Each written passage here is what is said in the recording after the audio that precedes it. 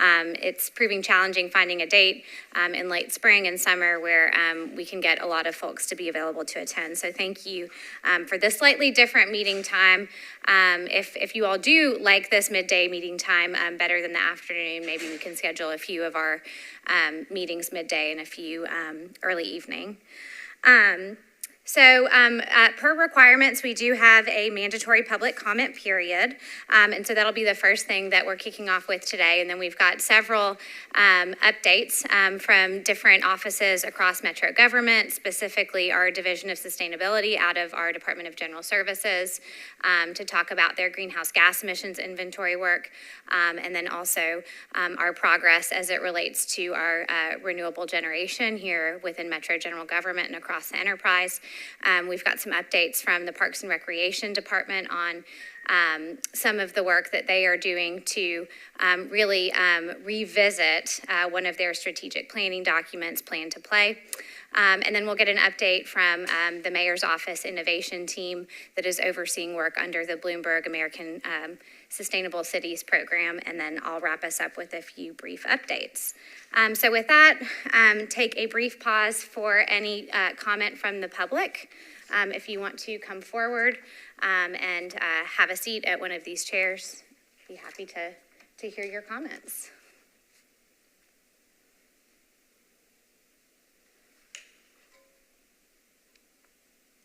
All right, we will continue. One quick thing, I am remiss in introducing our newest committee member, Dr. Catherine Armwood. She's joining us from Tennessee State University. Dr. Armwood, would you like to just briefly introduce yourself? I'm putting you on the spot. I didn't tell you I would make you do this, but since you are our newest member, I think it's important that everyone understands a little bit more about your background. And for everyone, as you speak, just make sure you're hitting the bottom right-hand button so that audio can be picked up by our recording.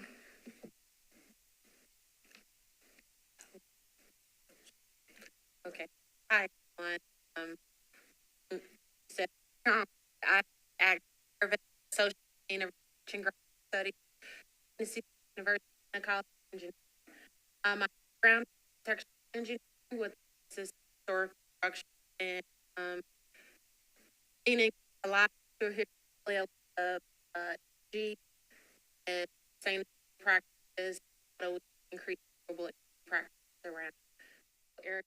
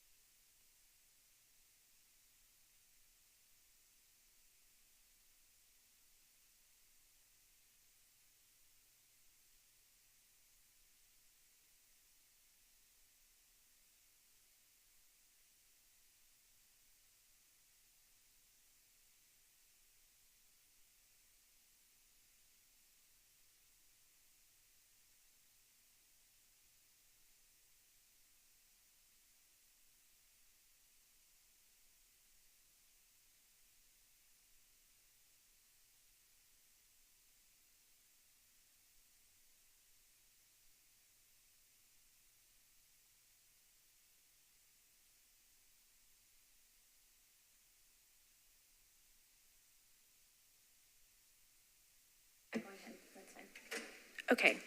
Hello, sorry for the technical difficulties. I'm Jennifer Westerholm. I work here in this building for Metro Government in our Department of General Services, Office of Sustainability, and I just want to call out our director, Gerald Smith, my colleagues, Aaron Mello and Freddie Adam here in the audience. So thanks for having us. What we're going to see, and we're just, building up the drama here, are 3 dashboards that our team has been working on over the past several months that I think you'll find interesting. Given kind of the limited time we have, we're going to do a brief overview of each, but we'll give you the links, make sure you have the links when those are live and you can really dig in. All of you all also have a little handout here that'll help you for the first of the 3 dashboards we're going to look at. So these 3 dashboards really help us as a department to internally track our progress and meet our goals, but they also demonstrate our commitment to transparency so that, the public has access to this information as well. So in brief, the 3 dashboards we're going to see are our greenhouse gas emissions inventory dashboard, which we launched on Earth Day, the 22nd of April. And that's a comprehensive look at both county-wide as well as municipal-only emissions and trends. And then second, we're going to look at our solar generation dashboard. Let's see if that comes up, which shows historical and current solar photovoltaic generation across metro sites. Woohoo! Thank you. Okay, I'm gonna drop that one here, and high performance there, solar there, I think. Okay, great. Thank you so much. Awesome, thank you. So this is the first one, but so yeah, greenhouse gas emissions, solar generation, and then on our high performance building dashboard, which if you remember, y'all looked at last year and gave us some excellent feedback, and we've incorporated that for this year's. Our high performance building, as you recall, is our annual accounting of energy and water use savings and utility costs avoided in our general services department lead facilities. So the greenhouse gas emissions one we're going to look at now, it's already published. The other 2 will be next week, and we can send out the links so you guys can really dig in. As always, we welcome your comments and questions. Really briefly, I just want to give a shout out to Councilmember Allen, who's been our longstanding ally on the high performance building report work, the many metro departments in the state of Tennessee, Greater Nashville Regional Council, who assisted with data collection and analysis, our Sustainability Advisory Committee member, Michelle Hammond, and most especially our General Services team, Freddie and Aaron, who really imagined and created these dashboards with patience, persistence, and care. So thank you guys. Okay, so we'll get started here.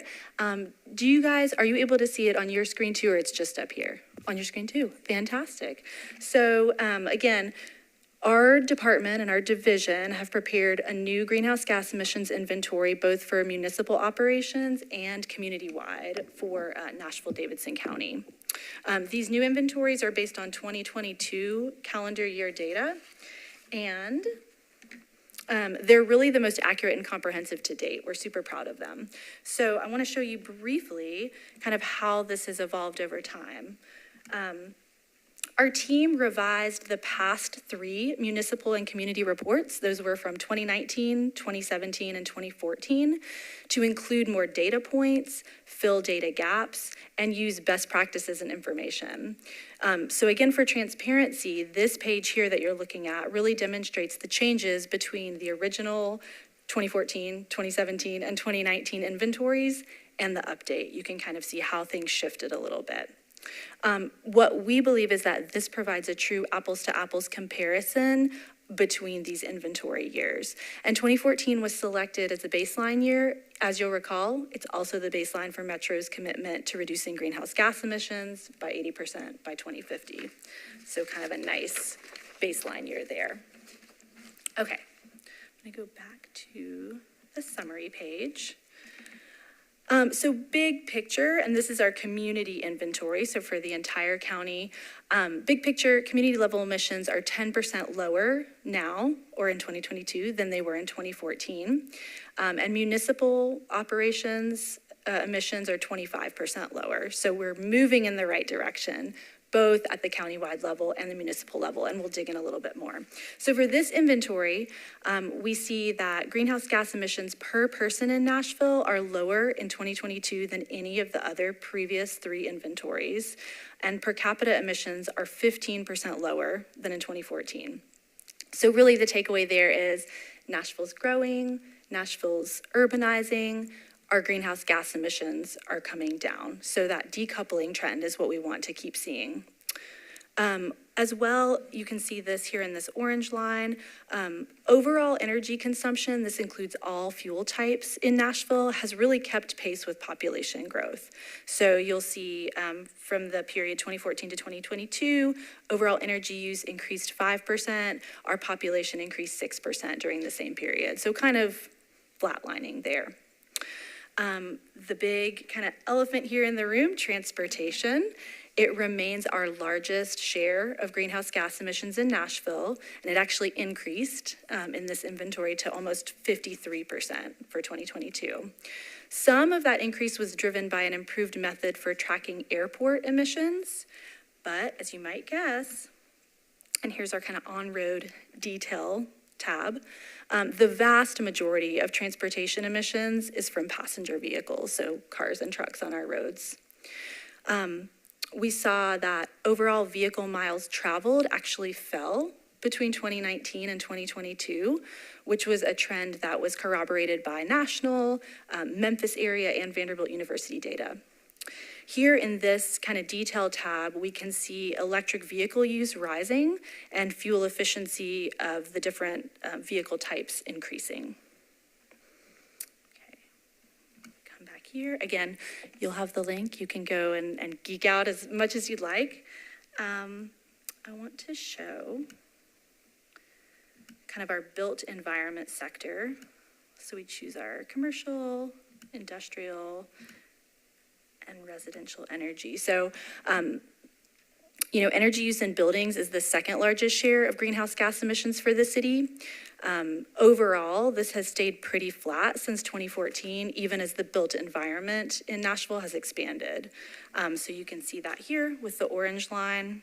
Again, like energy consumption in our buildings kind of flatline over the period. But you do see a pretty significant drop in the associated emissions, and that's mostly due to grid decarbonization as we move away from coal. One source of concern that we do see in this municipal inventory is a sharp rise in municipal solid waste, whose tonnage and emissions increased by 55% from 2014 to 2022. And I'm going to go over to the municipal inventory now so we can take a peek at what kind of metro operations are doing. So we performed a separate greenhouse gas emissions inventory for internal operations. Municipal operations are only about 4% of the total for the city, but they're really important to understand, right? Because we've made our internal commitments to reduce our greenhouse gas emissions. And of course, we have more agency over our own assets as compared with the private sector. I'm gonna go into a little more detail here. What we see, you can see it here kind of on the left, is that municipal greenhouse gas emissions are trending down in every inventory since 2014. The biggest driver of greenhouse gas emissions for city government is buildings, so not transportation, but buildings, and that comprises nearly 46% of our emissions. Metro facilities are using 7.5% less energy and producing 33% fewer emissions than they were in 2014. And that's despite aging facilities and an increase in the number of buildings. So we're definitely moving in the right direction. And I just want to call out MNPS. Here in this corner, you can see the amazing work their energy team has done to reduce energy consumption in their facilities. This is showing MNPS emissions per employee, and those have decreased 48% since 2014. So they're doing a bang-up job with their buildings. 2 sectors to note that increased in this period: wastewater emissions. That was due to more gallons of wastewater treated, and higher use of natural gas by Metro Water, and also employee commute. That showed fewer trips, but higher vehicle miles traveled on those trips, and more employees as well. So That's the quick version of our greenhouse gas emissions inventory. We do this every 3 years. There's a data lag, so that's why we're back in 2022, but we're gonna try to tighten that up a little bit, and we will do one again for 2025. So any quick questions before we move on to solar? Yeah, Jennifer. I'm wondering if it's possible to tell the change between 2019 and 2022, how much of that is due to COVID and people working from home? You're talking about in vehicle miles traveled or just? Also the buildings, right? Like people not occupying the buildings as much. Yeah, one of the reasons we were kind of glad it worked out where we had a 2019 and then a 2022 was we were like, oh, the 2021 and 2020 we knew would be very fraught. But I think there is certainly, especially for like the transportation, the vehicle miles traveled piece, a COVID effect in terms of more people working remotely and, hybrid schedules and things like that. It's hard to say, like I think in Metro, we've made some changes in response to COVID in terms of the way we operate our buildings and the timing and even some consolidation due to the work from home. So I think there certainly could be some effect, but it's hard to kind of know at the greater city scale or county scale. But yeah, good observation. Yeah. I think you said the GHG emissions per capita has been pretty steady. Is that what I thought I heard? Per capita, our greenhouse gas emissions have been going down. So Going down. yes, 15% since 2014 for the city as a whole. 15% fewer emissions per capita since 2014 compared to 2022. And simultaneously, we've had large influx of more people. Yes. So overall, I think it's 10%, like just not per capita reduction in the 2014 to 2022, and then per capita 15%. So yeah, it's decoupled, like population rising, but greenhouse gas emissions going down, which is great. So I wonder, what do you attribute that to? Wouldn't they normally be coupled? They would. I mean, I think, it depends kind of on the sector, but like we saw in the transportation sector, we're starting to see vehicle, which is the biggest single wedge and the single biggest driver. Sorry, I'm on municipal now. I'm gonna go back to community. So yeah, seeing the transportation sector, the passenger vehicles becoming more efficient, vehicle miles traveled going down a little bit. It is still our biggest sector, and it's actually grown a little bit for sort of some methodology reasons. But I mean, in the built environment sector, it's mostly grid decarbonization, increased efficiency of appliances and things like that. So yeah, but it's a good thing. That's what we want to keep on seeing is like, even as we grow and urbanize and develop, our emissions are trending down. Thank you. So in the interest of time, I'm going to move on to solar. Kendra, just pull me off the stage with the hook when I need to. Cool. Erin is double checking my work here to make sure we're on the right dashboard. Okay, so our solar dashboard is a lot more straightforward. So this essentially is consolidating various solar power tracking softwares into one unified view for all solar being generated on Metro properties. It's tracking historical production since 2010. And it's updated monthly. So you can see all the way up to May of 2025 here. So Erin updates our data. So it's not exactly real time, but it's pretty darn close. We General Services are the agency charged with tracking compliance with the city's renewable portfolio standard. And so we use this dashboard to easily check on our solar assets and help troubleshoot any problems. This also lays the foundation for a renewable portfolio standard tracker, which is something we plan to develop this fiscal year. That tracker would layer in electricity use for Metro as a whole, off-site utility scale solar and renewable energy credits, in pipeline generation and scenario planning, so we can kind of project and more. So get ready, that's coming sometime this fiscal year. Quickly here on this page, it's pretty straightforward, but you can toggle to multiple years of data. Again, going back all the way to 2010. You can decide whether you want to look at solar that contributes to our renewable portfolio standard, i.e. behind the meter solar that's feeding the facilities rather than sold back to NES. You can look at the project type, ground, rooftop, things like that. And then you can actually look at individual, facilities and their production. So you can see the number of panels, the capacity, and this wonderful, beautiful trend over time that we're seeing here of more and more solar assets coming online across several different departments: general services, schools, sheriffs, and water services. General services and MNPS are adding more solar to our portfolios, but other agencies, including parks, thanks, Tim, and fairgrounds are getting into the game with the help of capital dollars made available in this latest capital spending plan. One of the mayor's campaign priorities was to get solar on more metro properties, so it's happening. We're doing a lot of that work. I wanted to quickly, before we move on from this dashboard, just give you an example. Metro Water Services is really leading the charge here. They have strong financial and political commitment to renewables. They have a lot of land, and they have a very high demand for electricity. So it's like the perfect storm. And they've led the way in deploying a significant amount of solar over the past several years, as you can see here in these charts. Great tool. You can look at things graphically on the map. You can toggle over and look at individual months and facilities and get more information. So just a real wealth of information, again, on our solar generation and our solar assets. Any questions about this dashboard before we quickly, if we have time, Kendra, move on to our high performance building dashboard? Yeah, Stephanie. Is there tracking of community uptake of solar? Like through the just residential, we don't have that. Yeah.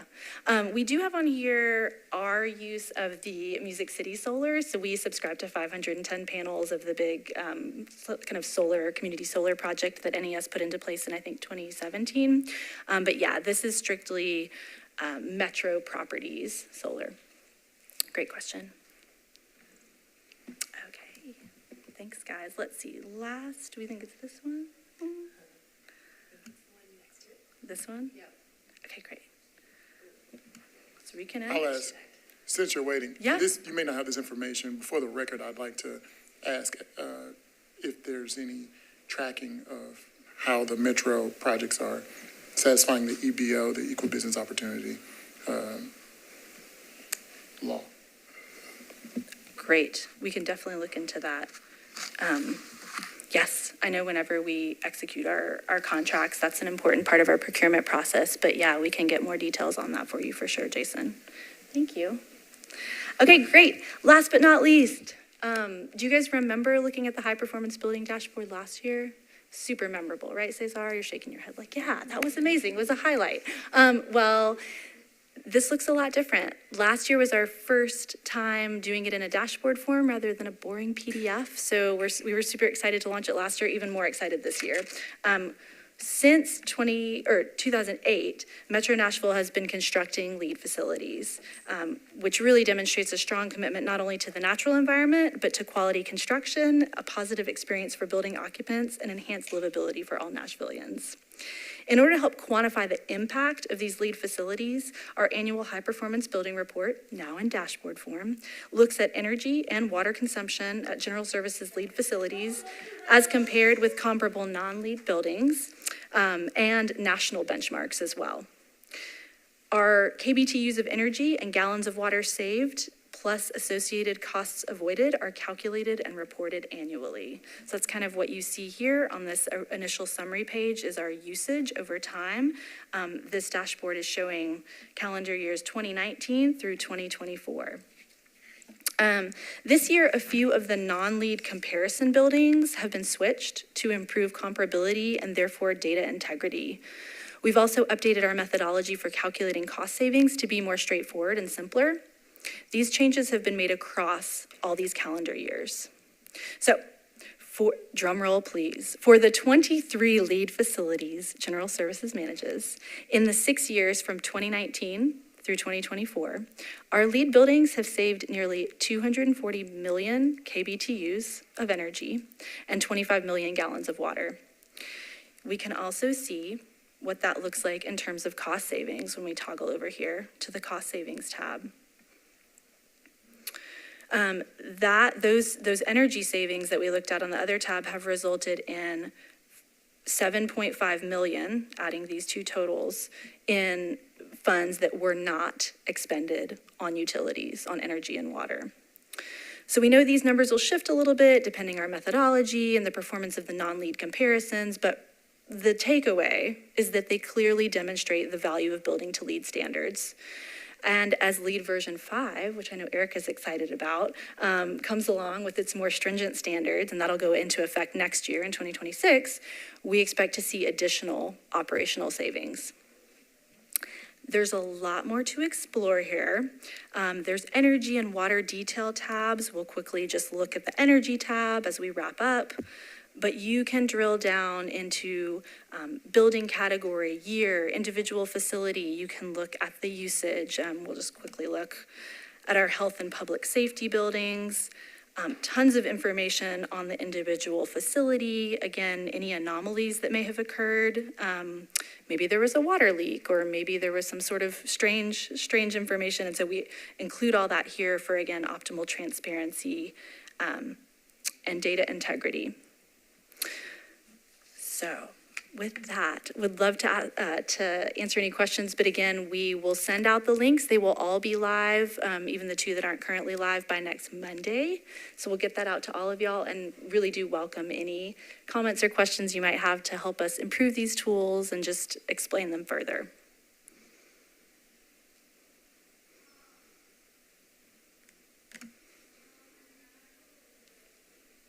Yeah.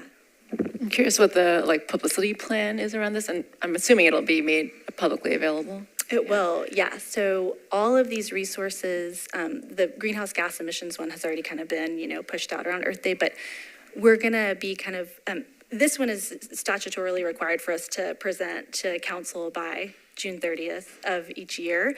So we'll do that, but we'll kind of be bundling the solar one and the greenhouse gas emissions one as well to council in a report that we'll send by next Monday, because that's our deadline. And so, yeah, absolutely. They'll be available on nashville.gov and, publicly available on Monday. Yeah. Yes, ma'am.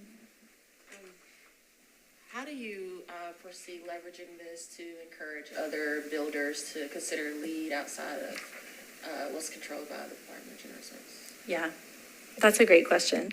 It is super exciting, and I think in Tennessee, in Nashville, that's kind of our MO, is to lead by example and try to show that this is not only something that's nice to do, but it's good to do from a bottom line perspective. So I don't have a great answer in terms of how we're going to publicize it to our, kind of private sector partners, but certainly would love to continue doing that to show the impact of this work. Similarly, with the work we do around benchmarking, we're working with all metro facilities to collect energy data and show how just even knowing how much you use actually starts to help you to reduce that amount. So I think we've been focused more kind of on getting it to the data collection point, but yeah, absolutely. I think there's an opportunity for us to kind of present to the private sector, show the impact of the work, and continue to encourage its broader adoption. So I think when you get a chance to present it to the private sector, doing a cost saving in relation to the cost to actually meet LEED, which is some of the discouraging parts why many don't do LEED, may be beneficial in encouraging them to convert to LEED. Mm-hmm. So maybe if you could provide what you used to get there, maybe. Mm-hmm. Yeah, and Erica, if you have any, Erica's one of our good connections to private sector LEED folks too. I would just say that I think there is some sort of myths around how much LEED does cost for a project. And, you can be very smart and very intentional, but it also ties to local code adoption. It ties to what the owner's potential goals are for themselves or for their campus. And then just balancing out with, whatever we do in modeled space. That's the great thing that General Services has done, is this is actual data, right? Freddie and the team have put together, this is actually what we're using. Because when we do the modeling, it's a baseline versus performance, and with the best intentions has the ability to compare if we're doing something better than code baseline, you might get this savings. But once the building's actually up and running, that's when the rubber hits the road. And the operations team also keeps it as part of as part of that operations side, looking at, where a lighting retrofit needs to happen because the building's now 12 years old and didn't have LEDs and those types of things too. So there's kind of probably a lot of caveats onto that too, but I think it's, one, publicly putting out this data is a huge, huge step forward for other folks to at least be able to look at, understand, and be looking at projects the same way. And I'll just add, Erica and her team have been really helpful in another aspect of what we'll be submitting to council, which is our kind of energy management roadmap. And there we not only focus on the energy efficiency we've done around our portfolio of buildings, but another part of a mandate that we're following, which is to certify a portion of our square footage of our portfolio to LEED Zero standards, LEED Zero energy. And so I think that's an opportunity, and we've talked about this, once we start doing that and are to really share, like, hey, here's a big thing, City of Nashville trying to certify a significant number of buildings on LEED Zero, and put that out there through, USGBC and some of those national channels to kind of showcase the work, both to the private sector and other municipalities as well.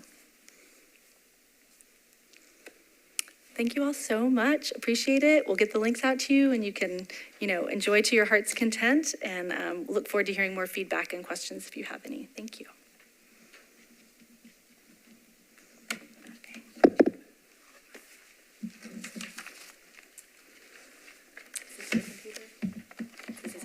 Yeah. Thank you, Jennifer, and thanks to your team for all the work that's been put into preparing these resources in a much more, I think, user-friendly fashion than we've previously been able to see them.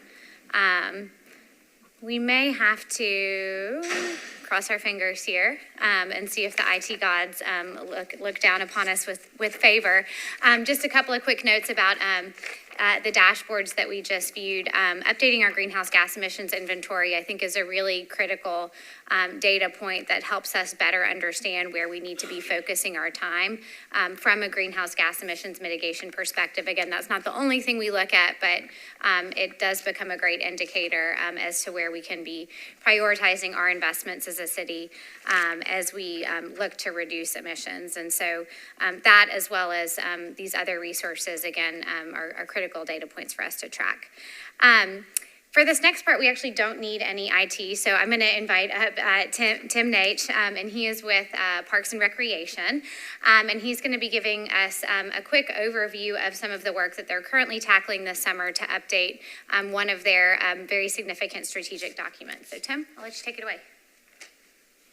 Thank you. Thanks, Kendra. I appreciate the invitation to come and speak with all of you. And I think today I really just want to give you an overview of the Plan to Play update and some information on timeline, scope of the project, and then I'm happy to answer any questions. As some of you may know, Plan to Play is the countywide Parks and Greenways master plan, and that was completed originally in 2017. So what we're doing now in 2025 is an update. We're not starting over. Typically an update happens every 5 years, but we're a few years late for that. But that's where we're at in terms of overall timeline with it. So we're not throwing out the work that was done in 2017. There's a lot of good, valid work there.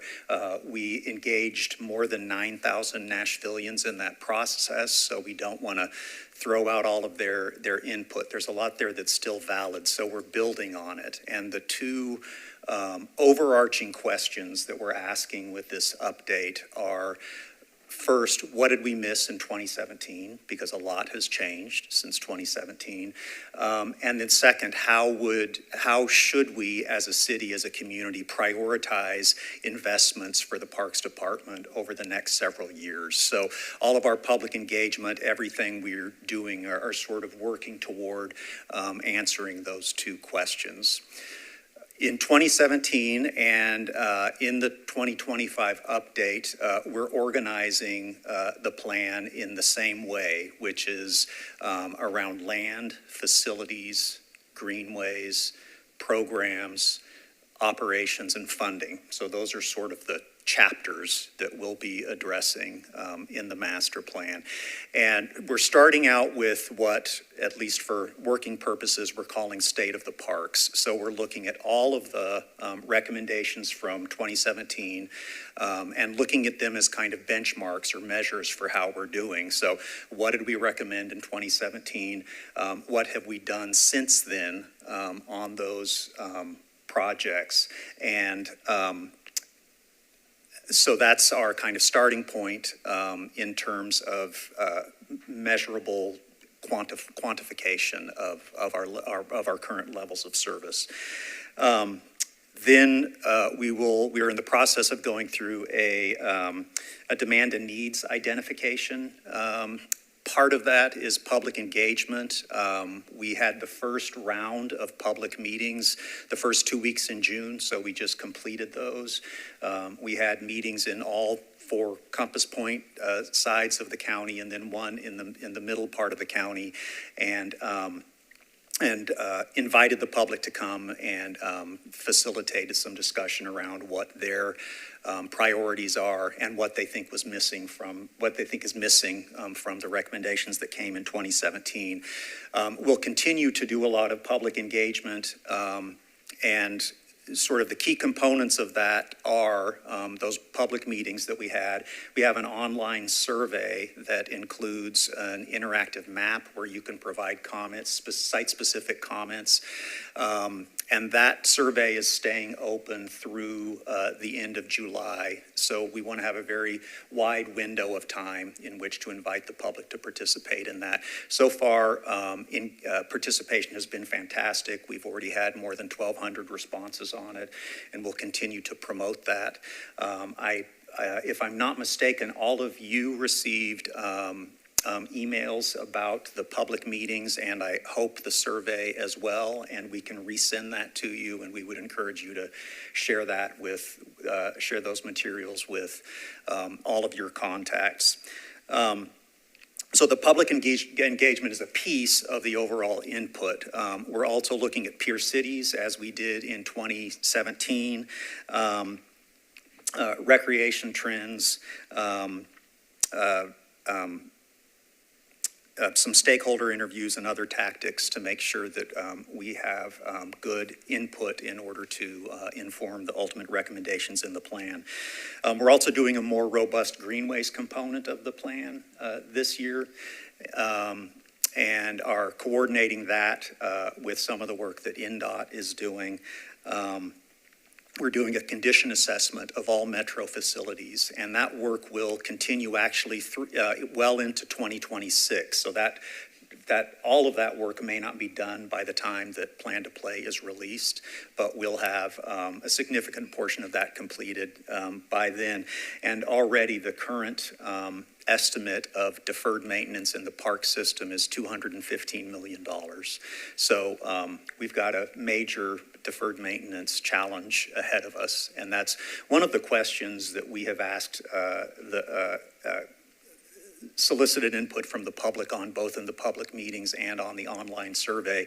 How do we prioritize protecting existing assets versus growth in the system? Because we're going to have some kind of a balanced approach there, because obviously we don't have unlimited resources to do all of it.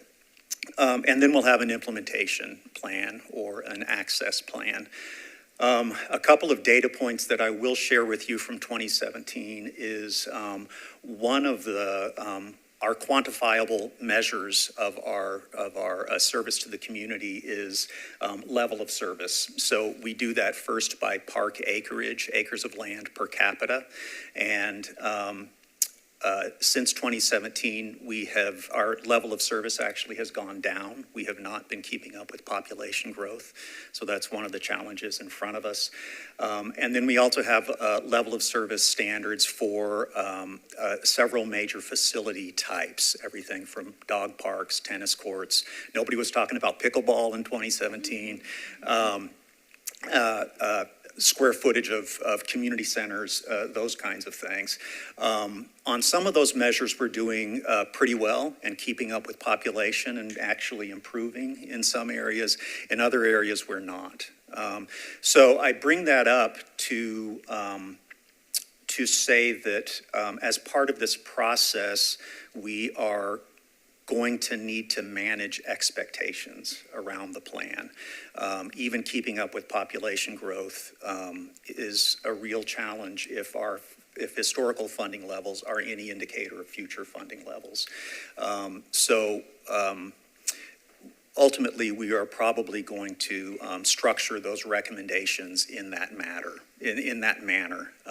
What we need to do to keep up with population growth, what that might cost, and kind of an alternative route. What will our levels of service look like if our funding levels continue on the same scale that they have in recent history? So that's it in a nutshell. Our timeline is we're expecting to complete the project in the first quarter of 2026. We're planning to come back to the public this fall with another round of community engagement to show the public some of the preliminary recommendations. And with that, I'm happy to answer any questions. Yes.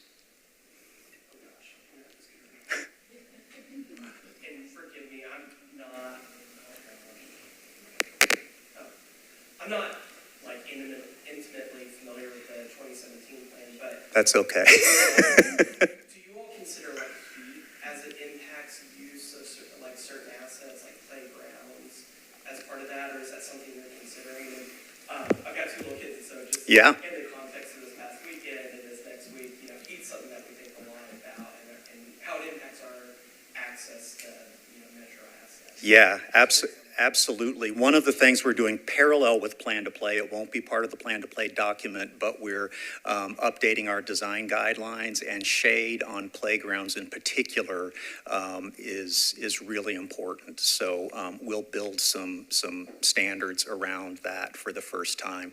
In recent years, we've done a lot of work getting shade on playgrounds, but we have 170 playgrounds, I think. So it is an incremental kind of thing, but that's a good point. Yeah. Yes. I have a question related to that, but before I ask, I also wanted to just give props to Jennifer and your team. Like the dashboards are beautiful, and like fantastic job at we've lowered our emissions. So I think that deserves a moment of celebration. So thank you for that. So the related question that I have is, with your prioritization in your plan, have you or will you be also mapping18against the urban heat map and neighborhoods and areas that have been historically underinvested in? Yes. So, sort of one of those measures is access, and that's land and how close parks are to where people live. So in 2017, we did establish heat maps for park access. So basically the service, call it the service watershed around parks. And that service watershed, in 2017, the way that we developed those service watersheds was first around the size or park typology. So a pocket park or a park under 3 acres would have a smaller service radius than, say, a regional park like Warner Park, something like that. And then the other piece of that is what the development density levels are around it. So those 2 factors informed what the service watershed was around each park. And the result of that was a gap map showing areas that are not served or are underserved with parks. And that is a great tool for determining where we should be prioritizing land acquisition. In recent years, since 2017, we've opened or have planned, meaning that they're funded and happening soon, 16 new parks.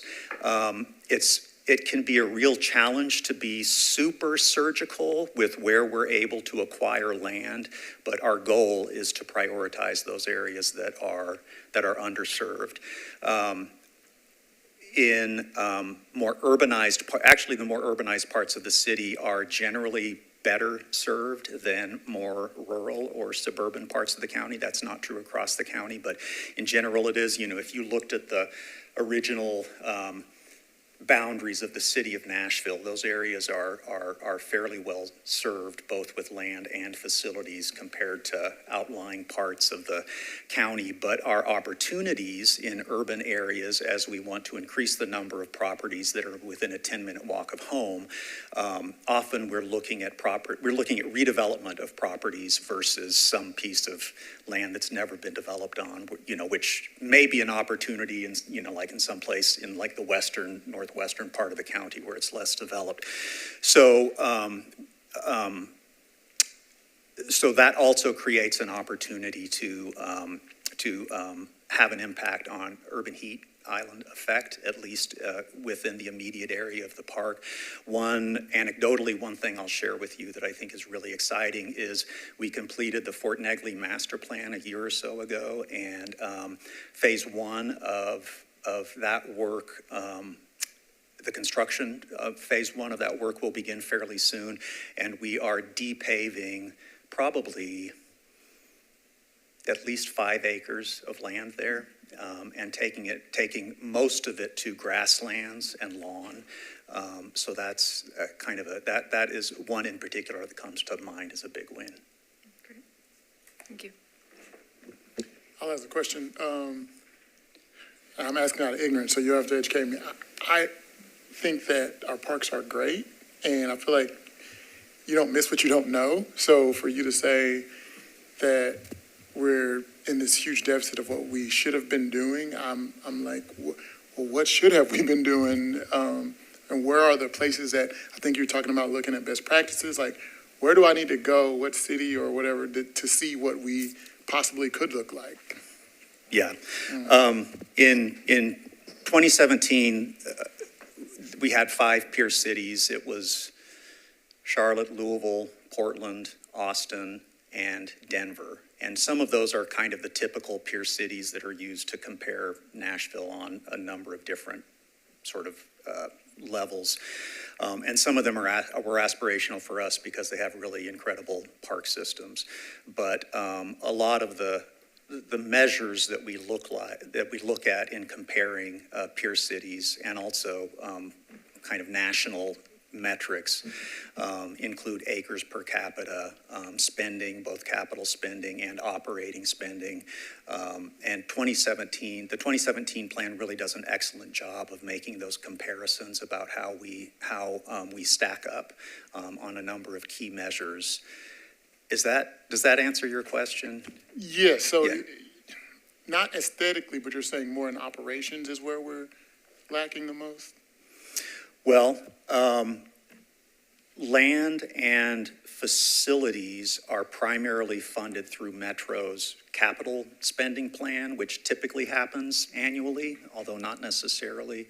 And there are other avenues by which we fund park development projects. There's a lot of philanthropy in parks. We work with a lot of developers through developer incentives to secure open space on developments. So that's kind of the capital side of it. And the other is operating budget. And so that sort of manifests itself both in terms of the level of maintenance of all of our facilities and staffing and programming. So programming includes classes, activities, events, all of the things that are happening in the nature centers, community centers, sportsplex, et cetera. And there is definitely a bright point, particularly with regard to programming. Since 2017, there has been a real commitment on the part of the Parks Director and several mayors now to increase funding, especially at community centers and in maintenance. So a number of programs that may have operated out of one facility in 2017 are now operating out of multiple facilities. or sometimes even countywide. So, for example, senior programming, a number of different youth programs, after-school programs, summer programs, environmental ed programs. So that's one of the wins I think we're really going to highlight this year.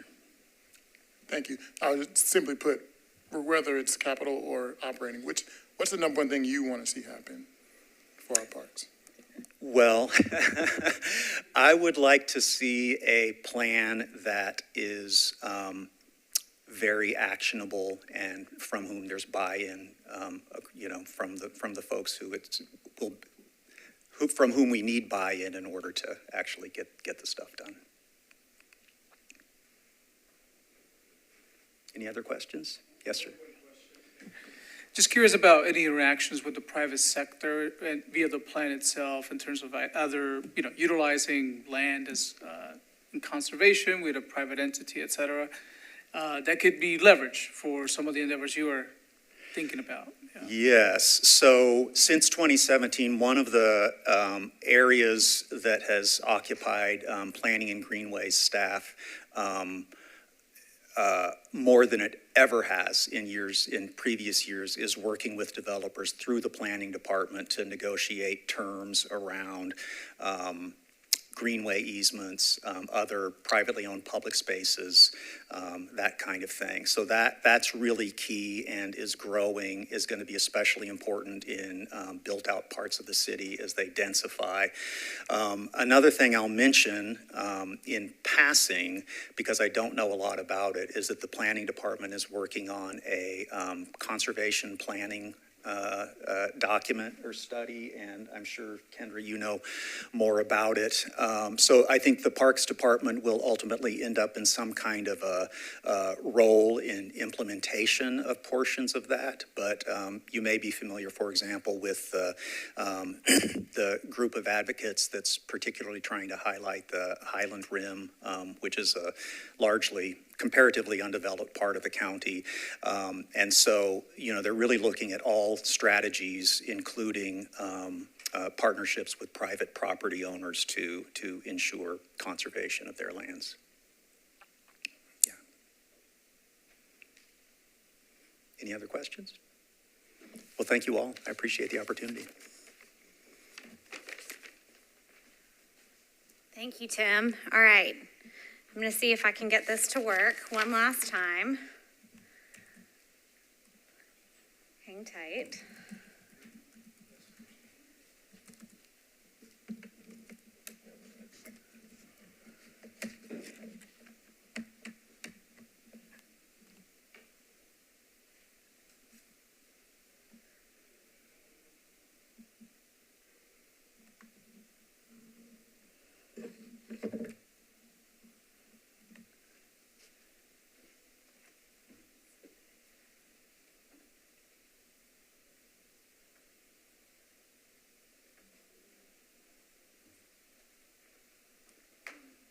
Try one more option here.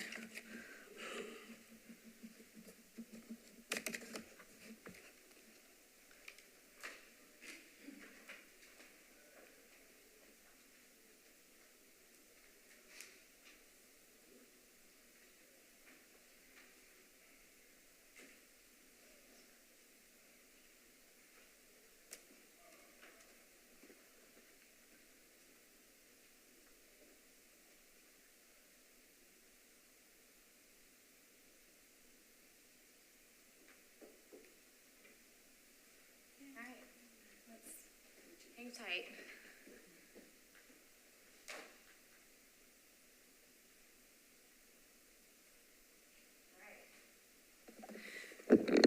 Robert, you're up.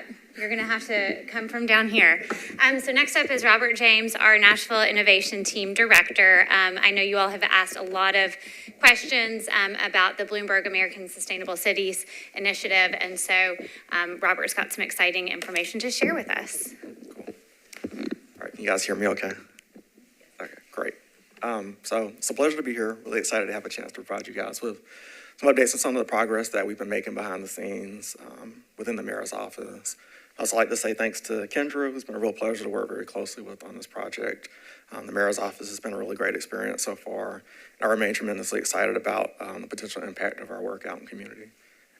Before we jump into the slide deck, I think one of the things that's going to become clear to you as we move through it is that we've had to make some changes to the ways in which we talk about this work publicly, just given local context and the challenges and headwinds that we're facing. But the focus area for this work remains the same. And so just want to say that as reassurance, but you'll notice that as we walk through the deck. All right, so I thought a really good starting point might be to jump or to zoom out and just reorient you to kind of what the innovation team or the I team is and our primary project. So we are essentially a group of problem solvers. We work very closely with government colleagues, with community-based organizations, with residents in the city to solve deeply rooted, thorny, wicked problems that have been seemingly intractable using human-centered design to underpin that approach. Our primary project has been to help the city come up with bold local actions that it can take to create cleaner, greener, more economically thriving communities, particularly in areas of the city that can use real improvements to things like health, infrastructure, economic outcomes, and opportunities. And in furtherance of this work, the I team has been really focused in on 4 buckets of task, and we'll walk through each bucket as we move through the remainder of the slides. But I think number 1 is just a real effort to build relationships within the metro enterprise and out in community. Secondly, being very engaged in the hiring process for the second and third positions on the innovation team. Ultimately, it'll be a team of 3. Third, finding ways to add value to the mayor's office, primarily through support for office projects, grant initiatives. And then lastly, and this bucket is going to become increasingly more important as we move forward, but really managing all the deliverables for our progress along the path to public innovation. So this is the human-centered design approach that the innovation team is going to be using to help the city create those bold local solutions that will help us become cleaner, greener, more economically thriving. So starting with building relationships, I'm really excited to say that we partner with Recycle Reinvest, the Community Foundation of Middle Tennessee, and Stand Up Nashville to serve as key CBOs on our partnership table. So the partnership table essentially serves as like a quasi-advisory body overseeing a lot of the work that's taking place in the mayor's office on the I team. So acting as a sounding board, making sure that the items that we develop are sort of fit within the local context, making sure that we're being data-driven. Also acting as a source of connections out in community to other organizations, stakeholders that we need to connect with. I've also been meeting with local stakeholders, academic institutions, CBOs, doing or socializing the work that the innovation team is doing in the mayor's office, building out that network of relationships. So when there's a need for a particular resource, a research item, or a local connection, we have a really great starting point for that. And then lastly, on the building relationships, we've been working really closely within the mayor's office with our civic and community engagement team, economic and community development team, as well as with Kendra. And so these are 3 really key pillars for the work that the innovation team is going to be doing. I just really want to make sure that there's alignment across our teams in terms of what we're doing out in community, making sure that we're not duplicating efforts and really being able to maximize the impact that we can have. Okay, so turning to hiring, this one has been a little bit of a challenge for us. Back in the early part of the spring, I completed a data capacity assessment to help us figure out the best fit for the third role on the innovation team. And so this was basically a study of access, accessibility, data capacity, and quality within the metro enterprise. And so through that assessment, found a couple of key insights. I think number 1 is there's not really a shortage of great high-quality data spread across the metro enterprise. The second insight, I think, is the challenge is that there's just a lack of additional sets of hands to parse through it and really kind of tease out those key insights that we need. And so we made a decision to move forward with a data analytics manager for the third role on our team. And so that individual is going to have quantitative analysis skills, the ability to build out dashboards and visualizations, ability to do some storytelling through data, but their primary responsibility is going to be to develop and implement data strategy for all of the work that the innovation team does moving forward. And just as a reminder, the second position on the team is going to be a civic designer. So this person has subject matter expertise in human-centered design, the ability to do deep qualitative research out in community, prototyping, service design, and delivery.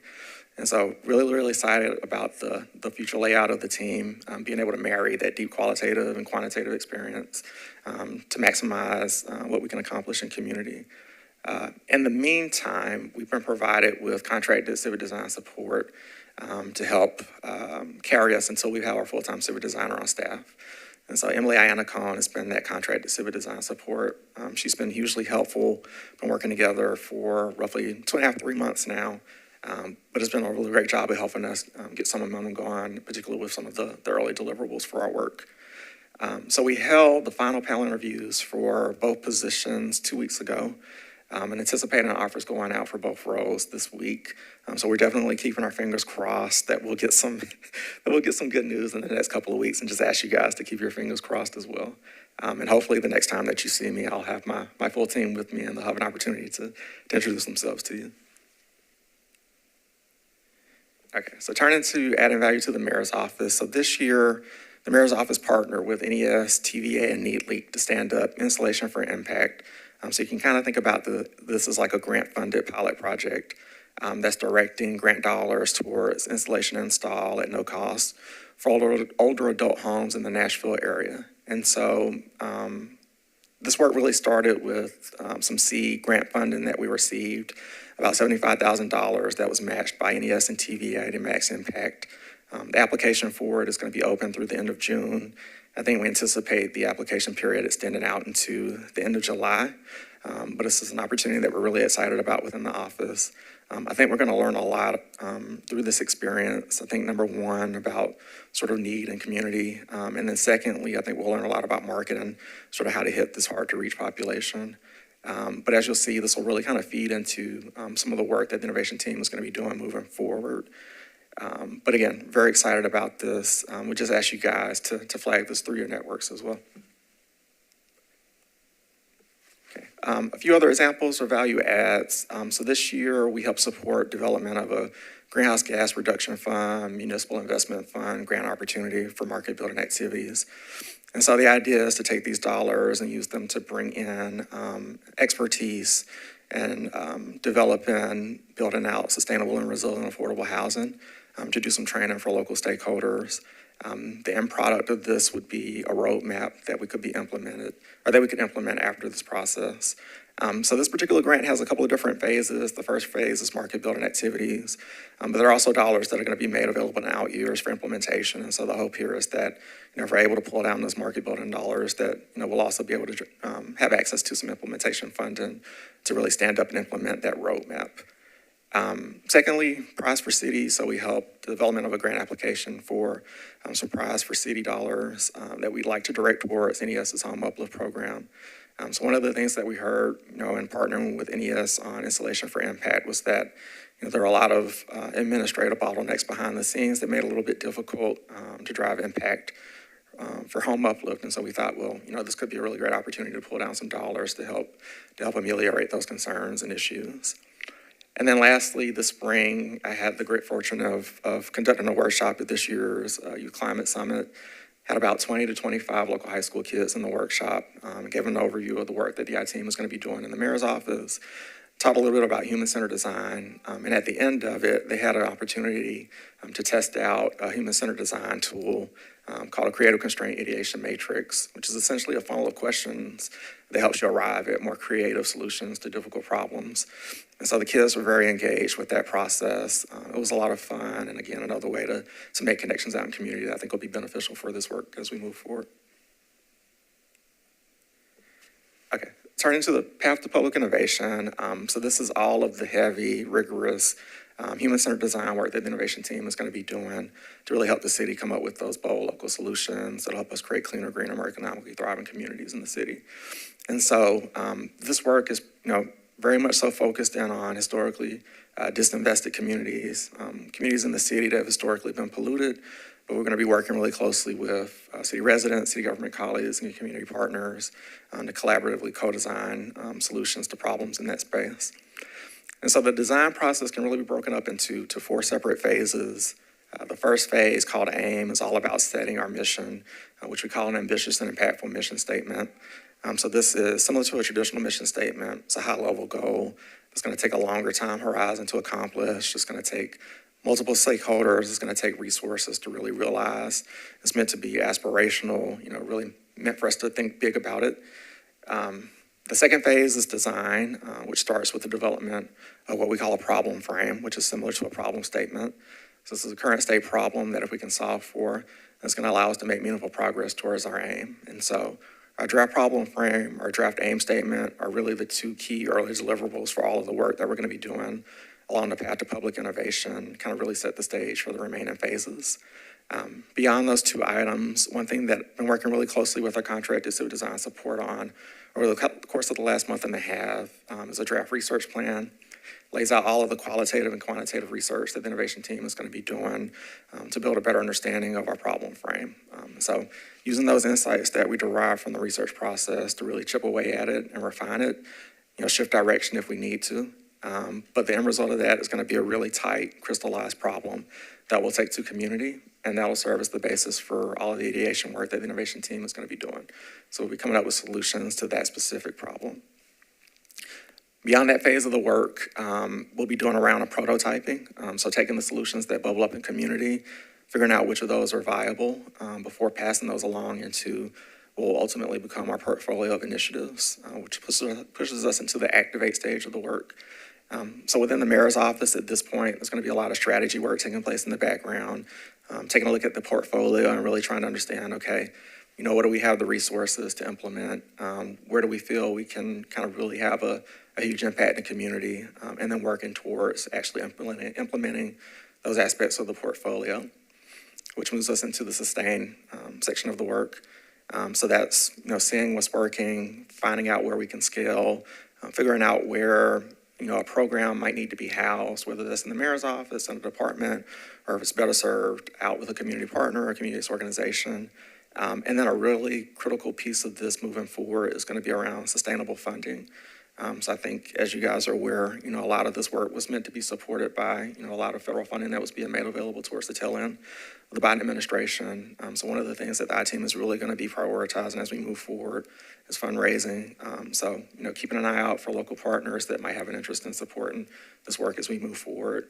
We also have a really great grants team within the mayor's office now that's also supporting us, keeping an eye out for potential grant opportunities that we could apply for to support this work. And so as I mentioned on the last slide, there are really two key deliverables that set the stage for the remainder of the path process. That's our aim statement and our problem frame. And so, we tried to weave together, several different threads to arrive at our draft aim and our draft problem frame. I think number one, we really want it to be very data-driven. So pulling in data from CEJST, from local think tank reporting, from the city's climate planning materials. We wanted to make sure that the direction that we chose to go in was in alignment with mayor's office priorities. So the ways in which the mayor has talked about this work publicly, also making sure that it's in alignment with what the mayor wants to prioritize for the remainder of his term in office. Third, the city's application for the initiative. And so, the city had a lot of great ideas within its application that we didn't want to lose. So we tried to pull some threads from there. And then last but not least, city and CBO feedback. And so towards the end of April, we held some facilitated workshop sessions with key city staff and key CBO partners from our partnership table to pick their brains for material that we could use to help us decide on a focus area for this work as we move forward. And where we ultimately landed for a draft aim was a focus on reducing energy burden, increasing economic opportunity, and for a draft problem frame, energy bill affordability. And so again, that draft problem frame is the current state problem. So if we're able to make meaningful progress on energy bill affordability, we'd be able to reduce energy burden.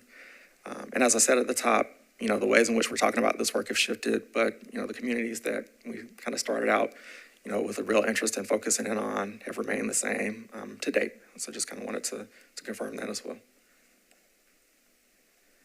And so I think there's a few different reasons for moving in this direction I just want to highlight. I think number one, this really fits alongside of mayor's priorities very nicely. So, the mayor's State of Metro addressed a couple months back, one of the things that he highlighted that he wanted to focus in on was affordable housing. And so this sits alongside of that very nicely. I think secondly, it's a really great way to address affordability and cost of living. So energy burden is one of those things that really puts a lot of financial strain on households, forces them to make difficult decisions. It's also an item that increases displacement pressures, and just generally, within the city of Nashville, cost of living is becoming a sort of larger issue over time. So this is a really great way to have an impact in that space. I think third, this is a huge issue that's going to take cross-sector support. So this isn't something that the mayor's office can solve alone. It's something that we're going to have to rely on community partnerships to accomplish as well. And then lastly, I think, there's a real possibility of having an immediate impact through this work. So energy burden is one of those things that people feel really acutely in their wallets and pocketbooks, that if you can find ways to address it, it has a real tangible, quick impact on their lived experience in the Nashville area. Okay, turning to what's next. So as I mentioned in the hiring section, we're very hopeful that we'll have our full-time civic designer or our data analytics manager on board, hopefully by the end of July, early part of August. In the background, we're continuing to work towards our draft research plan, which I'm hopeful we'll be able to complete over the course of the next couple of weeks.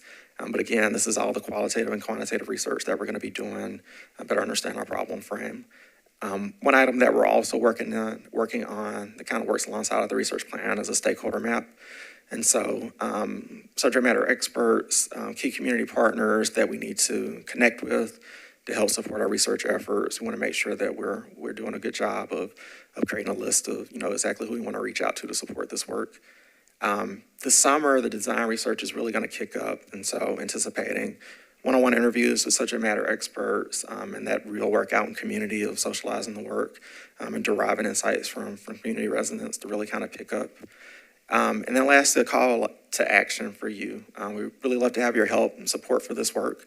So one of the things that we're working on in the background is a survey that we're going to be pushing out to you guys over the course of the next couple of weeks.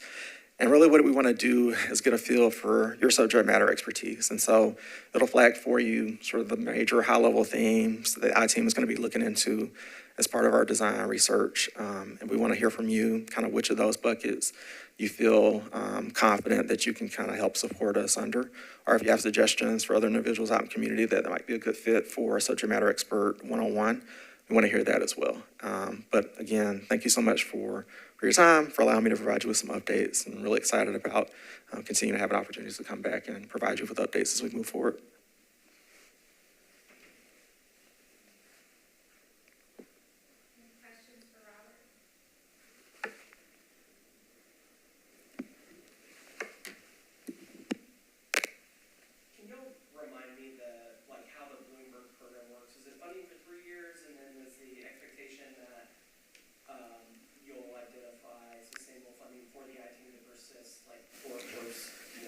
Stay with the mayor's office moving forward.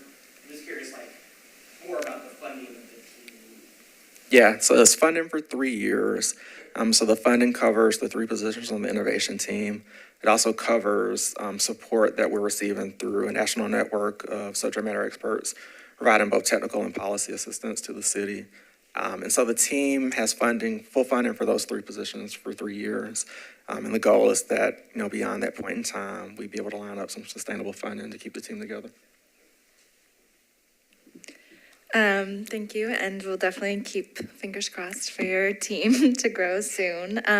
I feel like I have a lot of questions and kind of ideas, so maybe it's just a suggestion. If when the team is built, maybe we can have a longer session in a future meeting to kind of talk through some different assets or resources or connections of the committee in terms of standing this up. And then I think, particularly around maybe some of the fundraising and other partnerships. But thank you for the update. No, thank you. I really, really appreciate that. I've asked everybody else a question, I'll ask you one. But I just wanted to say I am looking forward to the effort. I know you've got some onboarding and some other things to do, but I think this is a platform. You've got the experts here. This is a great place for you to come and under Kendra's leadership to get the, to get the mental. I agree with Stephanie. We need more time with you. That's all I got to say. Thank you. I really appreciate it. And we really do kind of want to tap into you guys' expertise. We're not trying to reinvent the wheel here. Where there's existing resources, we want to sort of bring those on board. Again, this work is meant to be collaborative in nature. Really looking forward to having opportunities to continue to work with you as we move forward.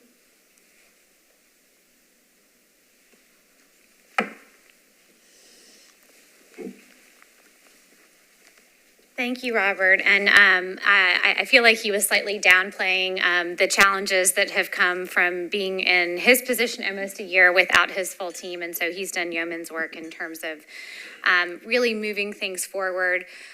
What I also really like about the innovation team's work is a couple of things. One is I think it's going to set a standard for what engagement can look like as we do work moving forward for sustainability work and beyond. But also, I think through the path to public innovation, we are being forced to take a very intentional approach to how we frame a problem and then craft plans for work. And while I'd like to say we do that in every circumstance, we don't. We don't necessarily always have the resources to do that or really the time to kind of take that thoughtful and deliberate approach. And so really excited beyond just the work that Robert and his team will be doing, but sort of setting standards and blueprints for how we can do very intentional work moving forward. So I wanted to round out our time together, and I know we've got literally about 3 minutes, just with some brief updates from my perspective on news or activities, things to be aware of that have happened since we last met, or that will be happening over the coming months. So the mayor's office is excited to host 2 interns this summer to support sustainability work. One is joining us as actually a Bloomberg Fellow to work on development of an engagement strategy for Choose How You Move work. So as we discussed before, Choose How You Move, while it is a major infrastructure program, as Jennifer noted, due to the sources of our greenhouse gas emissions, it also is a major sustainability and climate project as well. And so we will have an intern joining us for 10 weeks this summer, helping to develop a comprehensive engagement strategy. She may be calling on several of you just to get input from your perspectives as to what engagement should and could look like throughout the duration of that program, as well as on individual projects. And then our second intern is working on more traditional sustainability work. She is going to be tackling a number of different initiatives. She'll be doing some energy burden research with Robert and his team, helping me to develop an outline and plan for how we would go about creating a heat strategy for the city, looking into LEED for cities, as well as helping to document the great success that was our MNPS composting pilot this past year. So really excited to have them on board, but there are a variety of other interns joining Metro departments this summer as well that are also touching sustainability work. We actually have Jacob joining us from Metro Water Services today, but he's doing some great work with them this summer. So by no means is that exhaustive of all the interns that are doing sustainability work. We continue to move forward deployment of our solar projects that were funded in the capital spending plan. And as Jennifer noted, that by no means is representative of all of the solar work that's happening across many departments. But we have moved forward with procurement of a suite and portfolio of projects that are going to be on general services sites as well as MNPS sites. All of those will be behind the meter. We're in the process of moving forward with our first in front of the meter or flexibility project on Nashville Fairgrounds. There will be a second flexibility project that we pursue in partnership with Parks, and then additional behind the meter projects on some Parks facilities as well. So that work continues, and we're hopeful to be able to activate those projects quickly and still take advantage of any tax incentives that we can. A few other quick updates. We had at least a short-term, I would say, victory within the courts. So some of you may have heard that there was an injunction related to some litigation that we were party to. It was really being headed up by Southern Environmental Law Center. But that injunction is going to allow for the release of our $4.86 million charging and fueling infrastructure grant that we had received to deploy level 2 and level 3 charging infrastructure in publicly accessible locations across the county. Also involved within that litigation was the East Nashville Spokes projects. And so both of those projects should be able to move forward. Again, it's an injunction. It's likely to be appealed, but the direction has been given to EPA to release those funds to those awardees.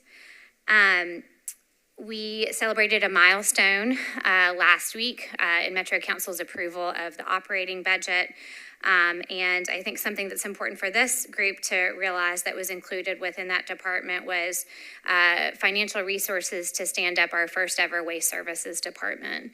So prior to this point in time, waste services as a service has been really kind of absorbed into other departments' budgets. It originally started with our Public Works department. Then when Public Works became NDOT, waste services temporarily was transitioned to water services. And we are now creating its own standalone department. And so while I think there's a lot more work to come from that department, I think it's really an important signal that this is a service that's valuable to residents, and it really warrants some subject matter expertise at the helm to think strategically about what that means for our city as we move forward, both from an operational perspective, but also from a policy perspective as we think about landfill capacity issues as a region. I actually just this morning received a message from the Office of Emergency Management. They have just released a hazard mitigation plan survey to the public that will be open through August 10th. So I'll be sure to share that with you in follow-up messages to you all. Please take that survey. Hazard mitigation plans are plans that are updated every few years, but they're important documents that set forth anticipated risks and hazards that will be encountered by communities and plans for how you might respond in those circumstances. So it becomes a critical foundational document as we think about resilience moving forward as a city. And last but not least, as I alluded to with our intern projects, we will be really focusing a lot more on extreme heat moving forward. And so one of my projects this summer is to think about how we will work across different departments to develop a comprehensive heat strategy. So the scoping and kind of research planning stage will really happen this summer, and hoping to convene everyone actually in the fall. So we've kind of missed our window to do anything really significant in preparation for this summer. But I think it is a good time to talk about convening those groups together and start charting a path forward during kind of the non-hot seasons. One quick resource I wanted to share with you that has been developed by our climate working group is a GIS map of public water fountains and hydration systems. This is very much in its beta form. We're in the process of trying to figure out the best way to get this resource out to the public. And so if you have any ideas, let us know. But it's intended to again, be a tool that can be used by a variety of different constituents to kind of help plan their time out and about in the community.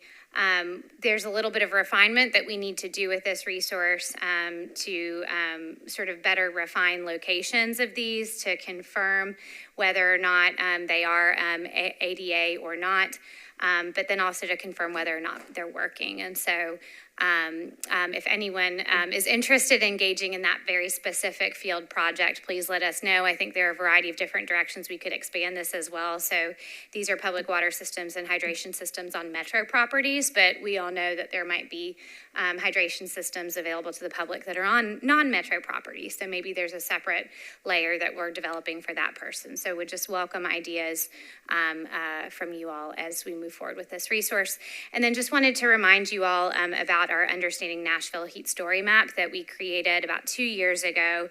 It's still a wonderful resource. In fact, several departments have requested that we actually update these data sets with more current data sets because they are actively using them in making decisions about where to prioritize their time as part of programs. And so just as a quick reminder, what this resource does is it presents a variety of different GIS data sets that talk about actual heat and humidity. It also talks about demographics and different health conditions to present a more nuanced approach as to where we might want to think about interventions that are designed to address heat vulnerability. And then it sets up, I think, the piece of work that we'll start working on, which is to say, how are we making very thoughtful decisions about how our city grows or how we design our city to be able to adapt to extreme heat. So wanted to resurface those two resources in case they're of interest and would appreciate everyone's review and suggestions as to how we can use them moving forward. Also, a quick plug for Route Nashville and the Tree Plotter, again, one of our great programs that does serve to mitigate heat impacts. And just this past year, Route Nashville did celebrate a milestone in surpassing 50,000 trees planted. So that actually concludes the meeting information. There is wrong. I did not update that, so just ignore. But happy to take questions on those brief remarks here at the end or anything else that was discussed today. And we'll send everything out afterwards.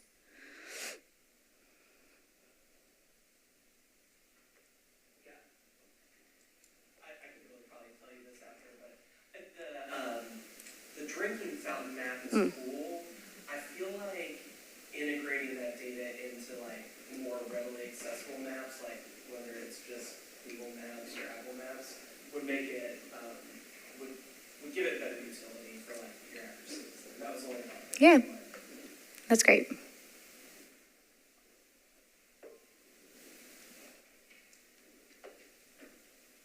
Is everyone ready for lunch? All right. Well, with that, we'll close our meeting. I'll send out everything via email afterwards, and I hope you stay nice and cool this week.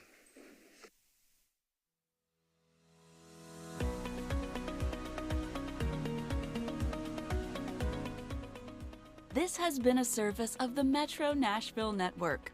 If you would like to see this presentation again, or for more information on this and other programs, visit nashville.gov.